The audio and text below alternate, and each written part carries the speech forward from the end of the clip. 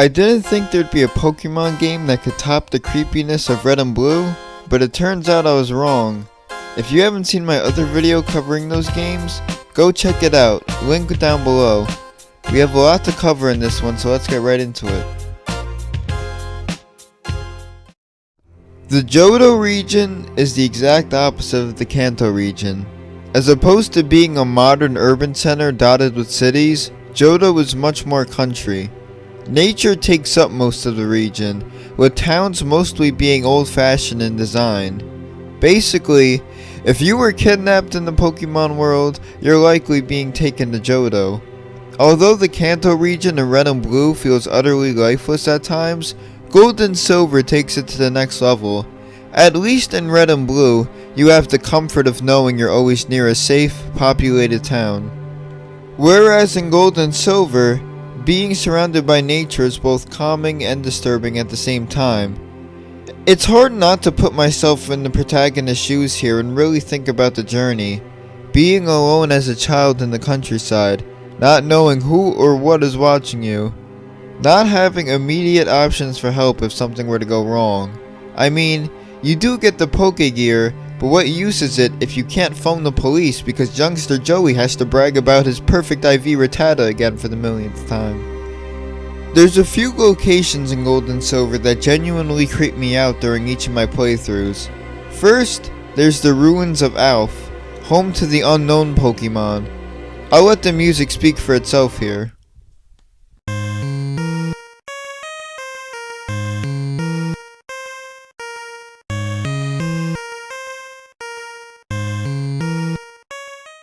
While your ears are being treated to the pinnacle of the Game Boy stereo, you walk through a maze of bland rooms, ones that look like they've been abandoned for years. Probably reeks of mold in here, and the repeating textures are enough to drive anyone insane if they were locked up in here. Oh, and take a look at the writing this man found on the wall. Unknown spelling escape.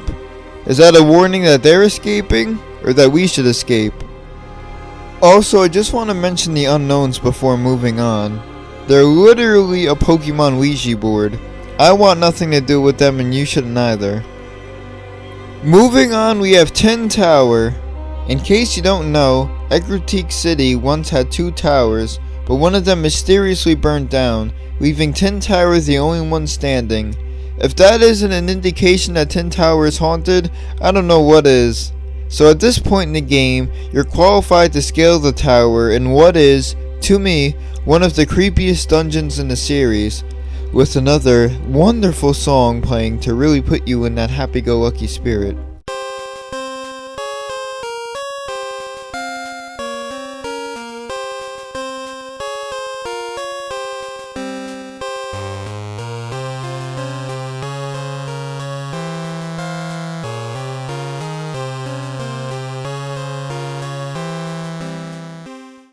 Now, you might be confused why I'm covering Tin Tower and not the Burn Tower, since that's also a dungeon, but like I mentioned in previous videos, I'm more interested in aspects of games not meant to be creepy, but turn out to be unintentionally.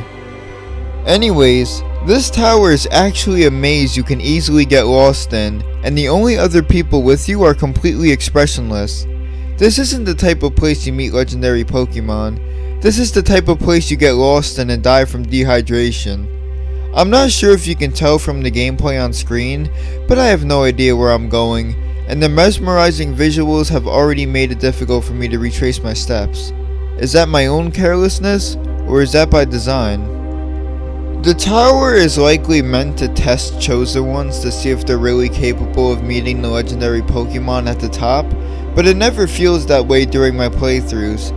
Tin Tower, instead, feels like a death trap haunted by the spirits from Ecruteak City's other tower, kind of like a sick way of protecting the legendary Pokemon from intruders. The last location I want to talk about is actually the Kanto region itself. Not sure if that's a cop-out. Have you ever returned to a place after a long time, only for things to feel completely different?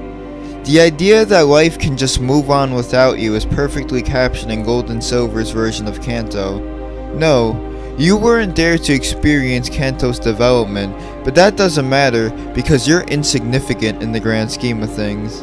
Alright, I'm exaggerating a bit, don't mean to throw an existential crisis at you, but in all seriousness, that's a legitimate feeling we all experience in our lives from time to time, the whoa, where did time go kind of feeling.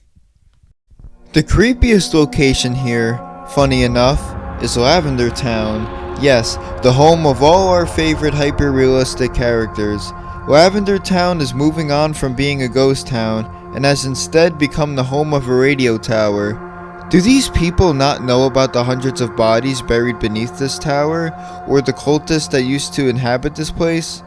What really gives off the eerie feeling is the Lavender Town theme itself.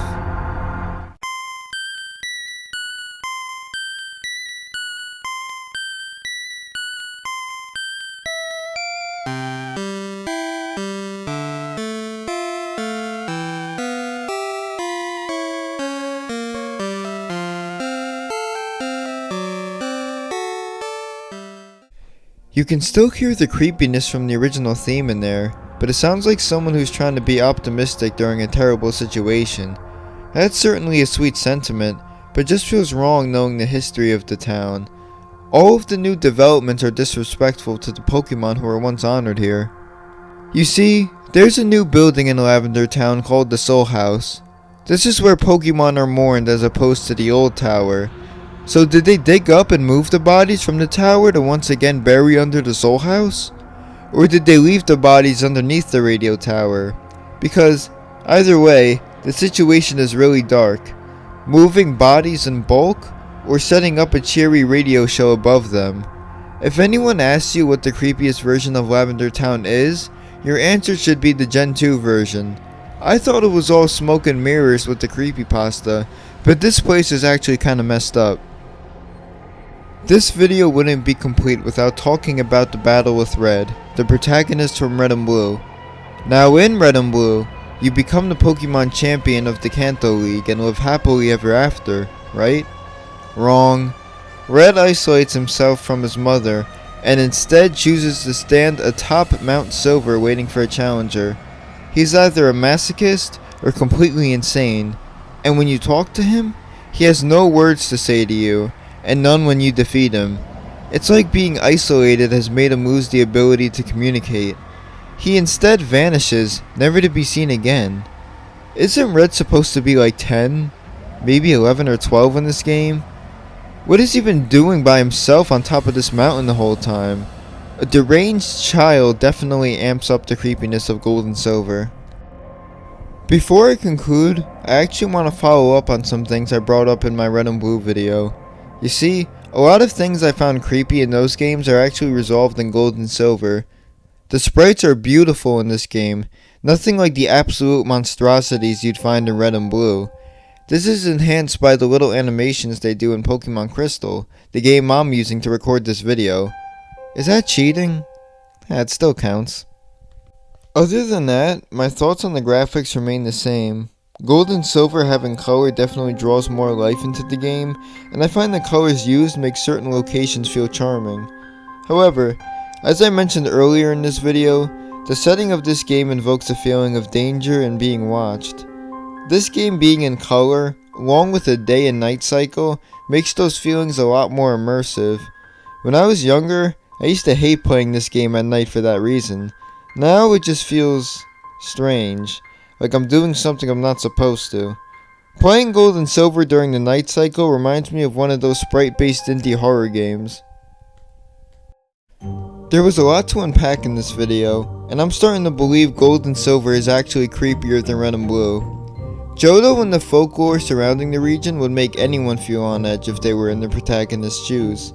And a lot of that is amplified through the game's music, bizarre locations, and off-putting graphics. At the end of the day, I find many areas of Gold and Silver to be some of the most beautiful locations in the Pokemon franchise, which is why when the game feels unsettling, it really feels unsettling if that makes sense. It's been a lot of fun exploring the Game Boy era of Pokemon, and I'm definitely not opposed to revisiting the series in the future. Let me know in the comments if you have any suggestions for a future video. Anyways, that's it for me. Thanks and have a good one.